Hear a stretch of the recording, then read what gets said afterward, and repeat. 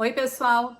Hoje eu quero conversar com vocês sobre um assunto que eu adoro e tenho certeza que um monte de gente adora comigo. Literatura para criança. Mas, Carla, por que você não está falando livro para criança? Porque literatura para criança não é a mesma coisa?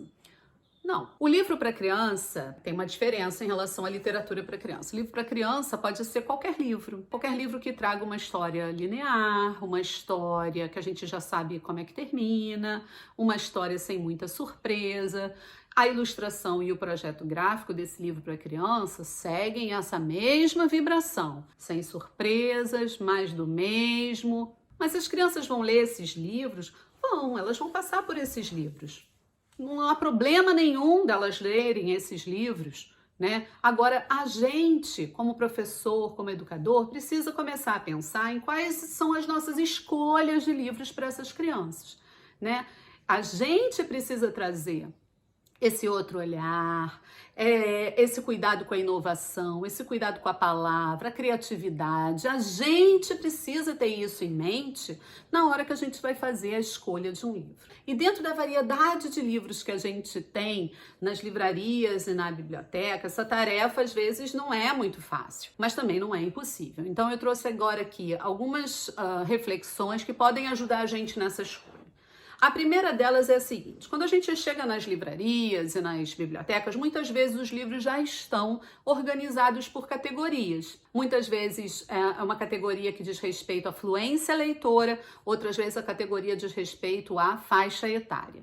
Tanto uma quanto outra foi pensada por especialistas, estão baseadas na teoria do desenvolvimento da criança, são categorias sérias. No entanto, a gente precisa olhar para essas categorias como referenciais e orientadores, não como determinantes da nossa escolha. Porque o que eu penso que determina a nossa escolha é o leitor. E para isso, eu preciso conhecer muito bem quem são as crianças para quem eu quero oferecer aquela leitura. Do que elas gostam, o que elas não gostam, o que desacomoda, quais são os interesses que elas têm, o que elas preferem, que tipo de narrativa engaja elas mais, o que engaja elas menos, o que eu acho que preciso provocar nelas para ampliar o olhar. Então, a minha escolha precisa estar em referência às crianças para quem eu vou contar aquela história, né? Muito mais do que eu ficar me baseando simplesmente em categorias de idade ou de fluência leitora. Então essa é uma primeira observação. A segunda observação é a respeito do livro propriamente dito, né? A gente precisa entender que o livro ele é composto por 3 elementos: texto, ilustração, projeto gráfico. Esses 3 elementos, eles estão o tempo todo em diálogo, como se eles estivessem dançando uns com os outros. E cada hora um enaltece o outro a partir do próprio brilho. Então, quando eu pego um texto de qualidade, esse texto, o que eu quero dizer com isso? Eu quero dizer que o escritor, ele teve um cuidado na hora que ele escolheu as palavras. Ele pensou no porquê daquela palavra e não de outra.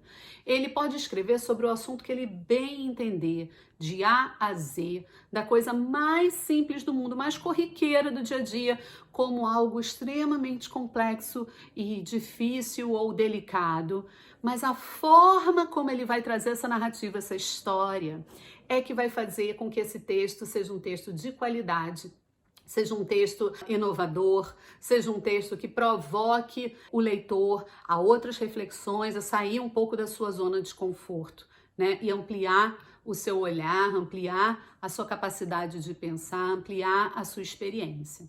A ilustração vem na mesma vibe, na mesma vibração. A ilustração ela não pode ser uma legenda do texto, né? Ela não se dispõe a isso. A ilustração, ela precisa ser uma outra camada de leitura. Ela é uma narrativa visual. Ela é a forma como o ilustrador leu aquele texto e está agora narrando da forma que ele acha que é. E ao mesmo tempo, essa narrativa visual, ela vem repleta de criatividade, de delicadeza, de sintonia com o que está escrito e também deixando brechas para que o leitor preencha com a sua própria experiência. Ela é o tipo de ilustração que À medida que a gente vai folheando ou vai relendo o livro, a gente vai descobrindo outras coisas por ali, né? Porque existem essas brechas que conversam com a gente de alguma forma. E o projeto gráfico, finalmente, ele funciona como se fosse a cortina de um teatro, digamos assim. Quando a cortina do teatro está fechada e a gente está ali na expectativa do espetáculo, então a gente está em suspenso e em suspense. O projeto gráfico ele também tem um pouco dessa função de nos manter em suspense, em suspenso e ao mesmo tempo nos convidando a olhar, nos convidando a entrar naquela história. Porque a partir do projeto gráfico a história já começa, a gente já começa a se conectar com esse livro. E aí projeto gráfico, para o que eu estou chamando, faz parte da capa, faz parte da escolha das cores, do tipo de letra, da gramatura do papel, da forma como o texto e a ilustração vão ficar dispostos numa página e noutra. Tudo isso é projeto gráfico. Então, eu espero que essas duas reflexões ajudem vocês a fazerem outras escolhas, a apostarem na inovação, na criatividade, na desacomodação do olhar. Tá bem? Tchau, tchau.